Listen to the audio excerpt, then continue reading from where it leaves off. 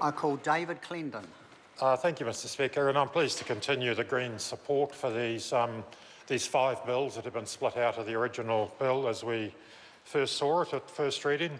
What the bills do, of course, is provide a mechanism whereby people who are at large within the community but who are under some form of monitoring or some form of supervision can be measured for compliance with conditions around usually banning any use of controlled drugs, psychoactive substances or alcohol. We see that as a useful thing.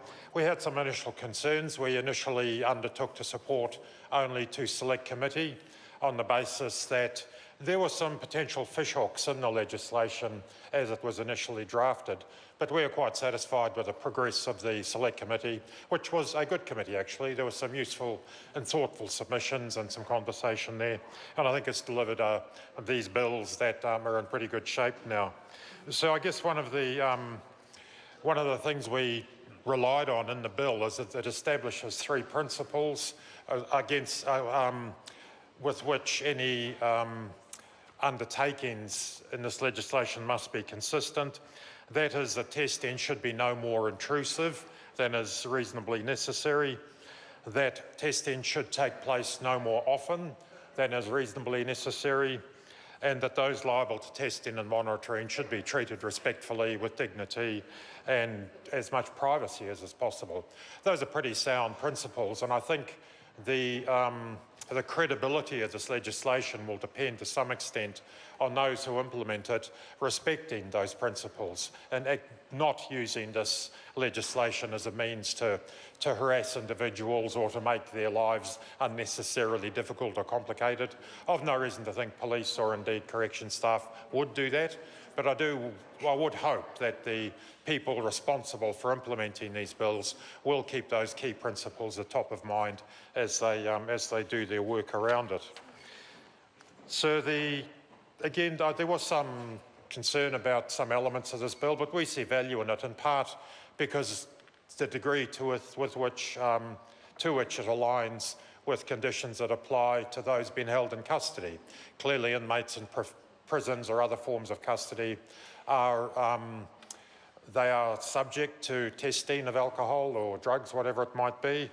And we thought that having those same compliance conditions in the community was not a particularly onerous imposition on people.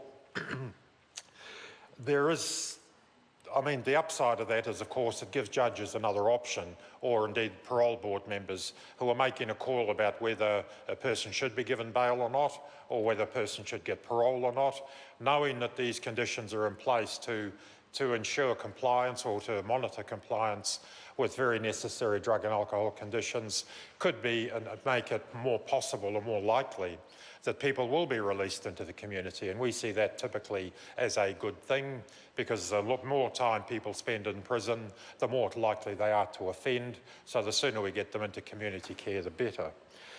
There's also the factor, of course, that people who are in the community but subject to these conditions, it makes them less prone to what we might call peer pressure. They can present a solid argument if they are under some sort of pressure from acquaintances or friends or whatever to go on, just have a beer or have a toke, whatever it is.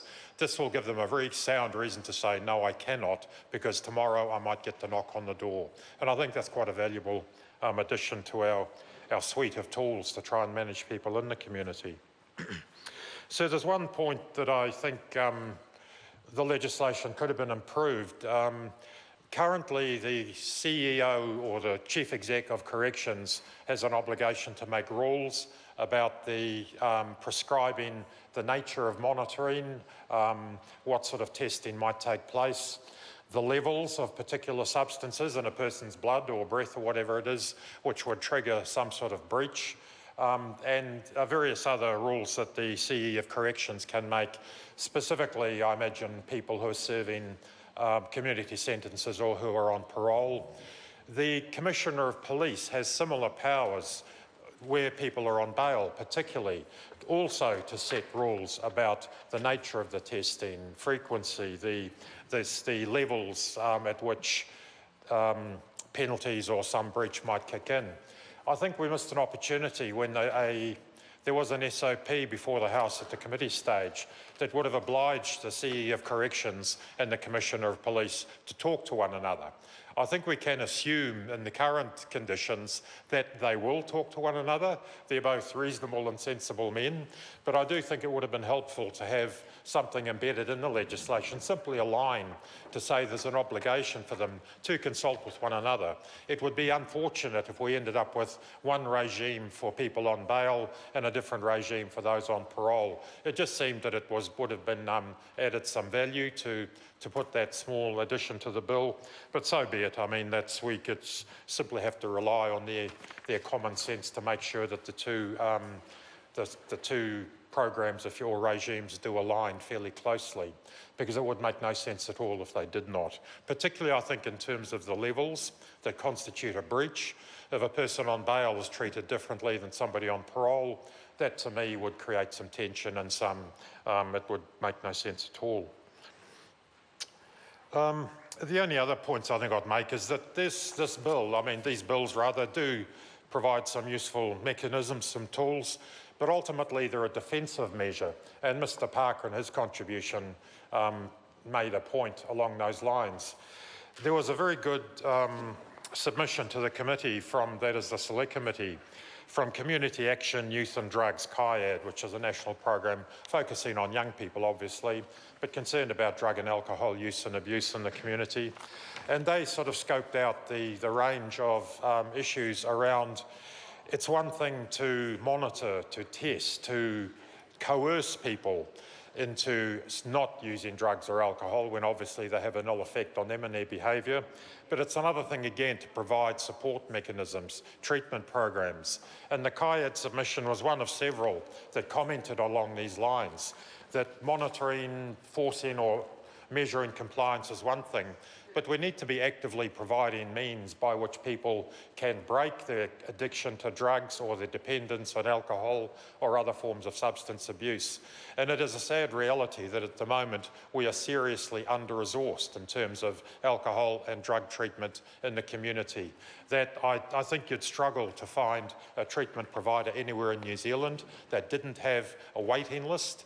I understand that currently there's something like a 3-month delay in people getting treatment for methamphetamine addiction in Auckland at least, and I suspect around the country it's similar, and that's simply unacceptable. And it's plain stupid, if I may use that very simple word, to have a major drug and alcohol problem in this country, and yet we're not resourcing the treatment that can serve to break the cycle of addiction, that can break the dependencies, and in the long term change people's behaviours.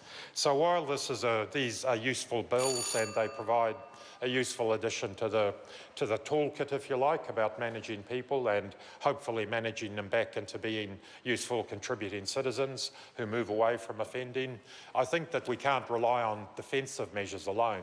We have to be proactive. We have to get real about resourcing the long-term solutions, which are very much about treatment, about providing the facilities that people do want and need in order to break their dependence on these, in the cases where their behaviours are modified so seriously and in such violent, often ways when people do get hooked on drugs or whatever it might be. So with those few comments, I would just simply say again, we do support this legislation and we look forward to its thoughtful and principled implementation. Thank you. Ko Mahi Spindra.